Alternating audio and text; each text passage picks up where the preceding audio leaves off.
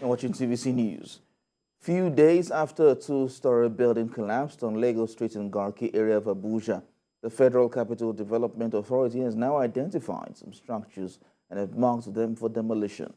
Helen Osamide-Akins, who visited the area, reports that some residents of the affected buildings were in a panic mode over what they call short notice. We have details in this report. Residents of Lagos Street have not recovered from the shock of the story building which collapsed in their area. Musa Wabai is a survivor. He was fast asleep when the building came down. He lost one of his roommates while others sustained injuries. We were 7 people inside the room at that time. One died. God helped me out. I opened the door and I came out successfully, and I was supported by someone at that time. The remaining people inside the house were brought out, but they were injured.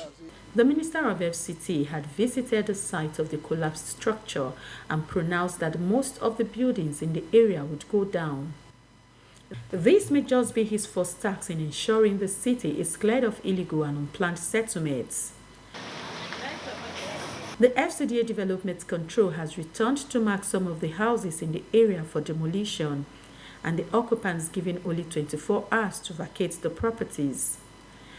The notice has created frenzied activities as residents in the affected buildings hurry to pack out their properties before the deadline. Other owners whose buildings have not been marked are seen hurriedly renovating their buildings with the hope that they will pass the integrity test when conducted. Jennifer Obiakoye owns 2 beauty stores in this area. She is one of those whose houses and business area have been marked for demolition. With less than 24 hours left, she is confused on what next to do. I'm devastated.